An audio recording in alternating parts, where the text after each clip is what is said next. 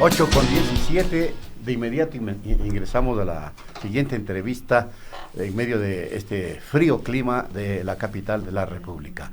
El relator para la libertad de expresión de la Comisión Interamericana de Derechos Humanos, Edison Lanza, manifestó que hubo agresiones a la prensa procedentes tanto de la fuerza pública como de los manifestantes que tomaron parte de las recientes protestas en Ecuador.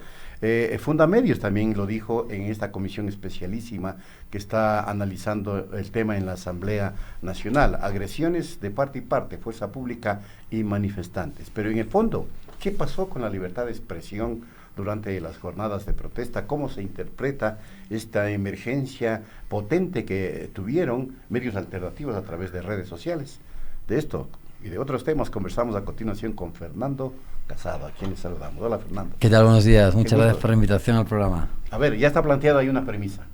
Bueno, a ver, aquí lo primero que tenemos que ver es que cuando analicemos cualquier tipo de informe que venga de este tipo de organismos, o del relator especial de la Comisión Interamericana, no de la OEA, de la Comisión Interamericana, porque el relator especial de la libertad de expresión, dentro de todos los relatores que hay en el marco de la OEA, uno en especial es elegido con una injerencia, diría yo, muy pronunciada por parte de la Comisión Interamericana, que a su vez es un organismo que, aunque en principio vela por la protección de derechos humanos, también sabemos que tiene un sesgo muy pronunciado a la hora de emitir sus distintos informes y opiniones sobre derechos humanos en distintas realidades, ¿no? De hecho, lo estamos viendo ahora en Bolivia con lo que está ocurriendo y el rol que está jugando la OEA por un lado y también este tipo de organismos.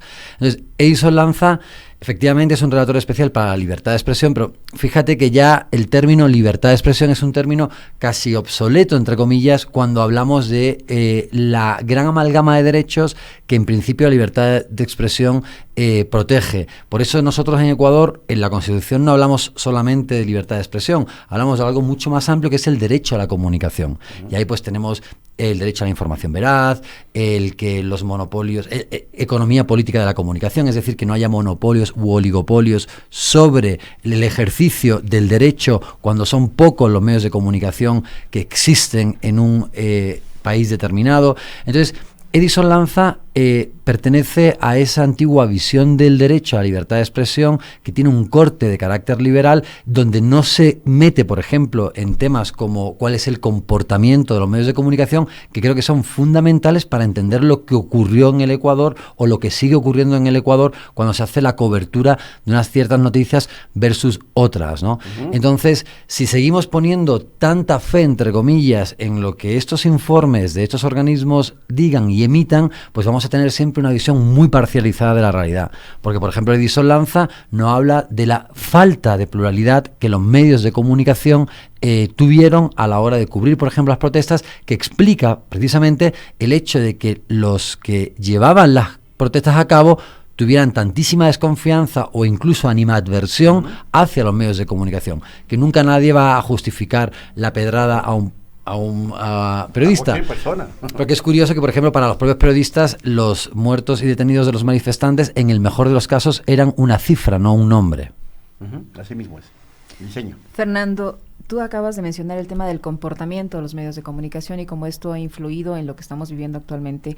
A tu criterio, ¿de qué manera ha influido el comportamiento de los medios de comunicación en el manejo de la crisis de octubre pasado y en la actual situación del país?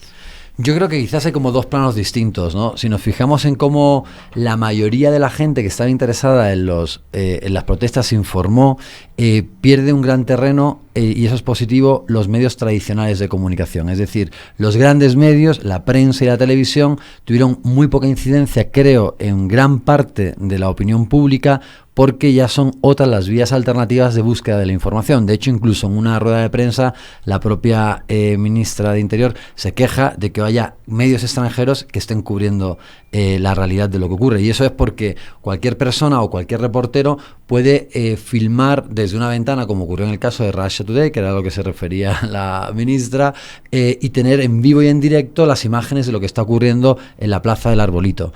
Entonces, gracias a que existen otros mecanismos para obtener la información, pese a todo lo que fue el cerrojo comunicacional, porque no hay duda de que hubo un flag que es lo que Herman y Chomsky establecen en un modelo de propaganda, que es la direccionalidad con la cual se establece la cobertura de una realidad determinada por parte del gobierno y su colaboración con los medios de comunicación, que eso creo que es obvio que ocurrió, es decir, los medios de comunicación pues estaban a lo mejor emitiendo en momentos claves Bob Esponja, cuando en principio tienes que estar sobre la realidad de lo que ocurre. Entonces son otros medios de comunicación, como fueron medios alternativos en el Ecuador o medios extranjeros, los que realmente hicieron que la gente pudiera estar informada, o redes sociales. Entonces, en ese sentido es muy positivo que hay otros mecanismos, medios alternativos, podríamos decirlo, en general, por los cuales pudimos enterarnos de lo que pasaba. Porque si lo hubiéramos dejado en manos únicamente de los medios tradicionales, el cerrojo informativo habría sido tenaz. Es más, si esto hubiera ocurrido hace 10 o 15 años, pues probablemente la mayor parte de la opinión pública no se habría enterado de casi nada o de absolutamente nada. Se logró romper, Fernando, el cerco mediático. Yo creo que en alguna medida sí, si analizamos el propio rol que cumplió esta radio. Y esto hay que decirlo en cifras. Tuvimos impactos de 6.8 millones y cuando hacíamos comparaciones, solamente el diario El Universo, que es un diario potente a nivel nacional, nos igualaba. Quiere decir que se logró romper el cerco mediático en alguna medida a través de un medio público como este y a través de las redes sociales. Claro, y además fíjate que tú lo mides en base a cuáles son las visitas en Internet. Exacto. Porque si no hubiéramos tenido Internet tampoco podrías haber medido lo que estaba ocurriendo. Pues sí, y mira que además fíjate que interesante, sacan a Radio Pichincha del aire, la allanan, etcétera, precisamente porque es la única radio que tiene un impacto importante dentro de lo que podríamos considerar los medios tradicionales, es decir, es una radio que a nivel de difusión y radioescuchas está en el top, al menos en Pichincha, y como es una radio disidente y lo que se está haciendo es censurar la disidencia como de lugar, claro, pluralidad, porque en realidad lo único que ocurre acá es que hay diversidad de voces, ¿no? Que no ocurría en el resto de los medios de comunicación. Como ustedes ponen de manifiesto, uno de los valores que son inherentes a supuestamente el derecho a la comunicación y la libertad de expresión es por lo que acaban o intentan acabar con la radio, ¿no? Pero fíjate que obviamente la gente está buscando mecanismos para informarse y ya no recurre únicamente al medio tradicional, es decir, a un monstruo como El Universo, sino que además va a medios como Radio Pichincha porque sabe que ahí va a obtener otro tipo de información y que es uno de los pocos medios con peso que vaya a dar esa información. Aunque, por supuesto, en Facebook Live vimos a muchísimos colectivos que estaban informando, aunque las redes sociales hacían que se viralizaran inmediatamente las partes o algunas de las imágenes más duras de lo que estaba ocurriendo y que eran completamente silenciadas en otros medios de comunicación. Los encuadres también, porque claro, después hay que ver cómo El Universo y cómo, de hecho, mañana presentamos en un congreso en Flaxo muchos de los de cómo fue el comportamiento de los medios, ¿no? Porque hicimos un trabajo sobre la medición de la opinión y es realmente apabullante la falta de pluralidad de los medios.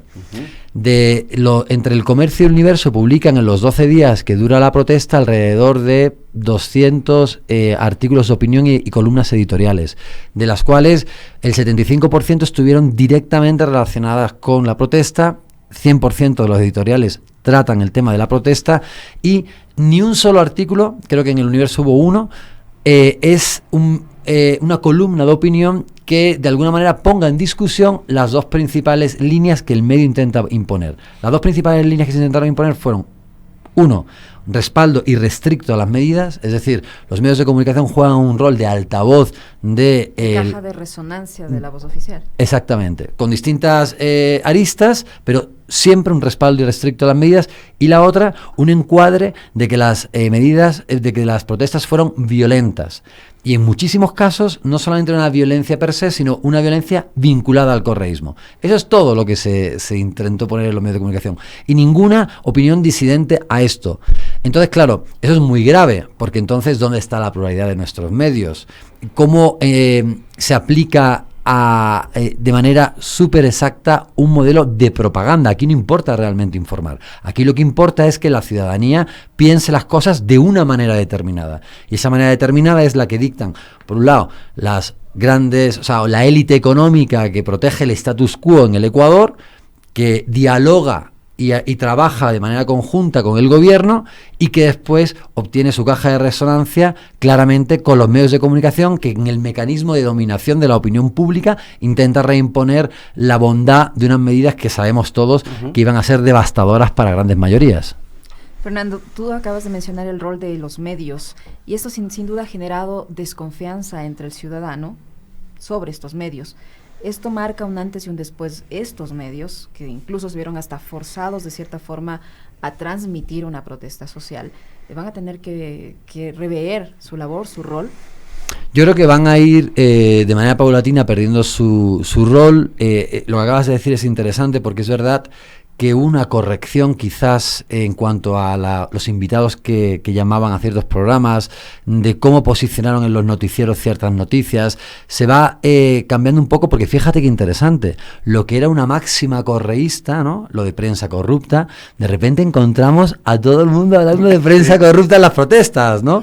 Tanto que además también uno de los encuadres, como te decía, era precisamente el buscar en el correísmo una persecución y tratarlo como un chivo expiatorio. De hecho, el invitado anterior hablaba de la detención de Paola Pavón, que se da justamente después de que termina el proceso de las protestas, la noche en la que supuestamente se inicia la negociación, y que es claramente para buscar un chivo expiatorio, como además el gobierno hizo, que de las 5 cadenas que emite, entre la primera cadena que emite el decreto y la última que deroga el decreto, en 4 hace un vínculo directo entre las protestas y el correísmo, lo cual es además una auténtica locura, ¿no? Y que además por esto que estoy diciendo yo ahora, pues me podría buscar problemas, que es otra auténtica locura, ¿no? Pero por el estado en el que vivimos. Uno de los principales dirigentes de esta protesta, que fue Leonidas Issa, del sector de la CONAIE, él le dijo, mirándole a los ojos al presidente, que se está equivocando. Claro. Al confundir o al tratar de direccionar la intencionalidad de la protesta solo al expresidente Correa, cuando fue una protesta que todos la pudimos ver, no fue solo de gente que era partidaria del gobierno anterior, sino de los ciudadanos. Absolutamente, pero hay que buscar siempre un chivo expiatorio para intentar distraer la opinión pública, ¿no?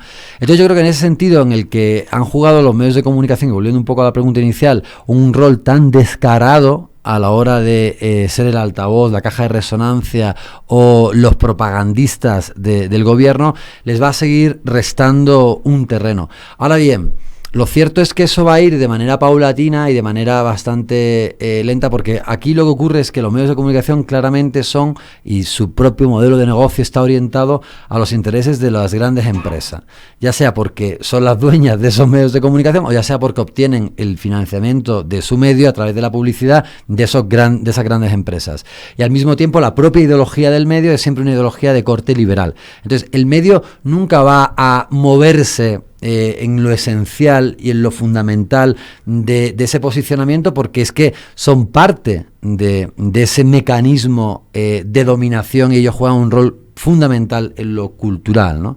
Ahora, lo cierto es que van a tener que repensarse, porque la pérdida del terreno que tuvieron clarísimamente en este momento de crisis es algo que después también subyace en la opinión pública. Es decir, la gente, una vez que empieza a lo mejor a informarse por un medio disidente, digámoslo así, como Radio Pichincha, ya adopta el hábito de seguir informándose con Radio Pichincha, porque normalmente un problema que también, o el motivo por el que los medios de comunicación simplemente no quiebran de la noche a la mañana o se quedan sin lectores de la noche a la mañana, es porque hay unos hábitos también que son difíciles de corregir. Pero entonces, claro, probablemente una parte muy importante de las clases medias en el Ecuador sigue comprando un diario que cada vez pierde más lectores, pero aún así siguen comprándolo.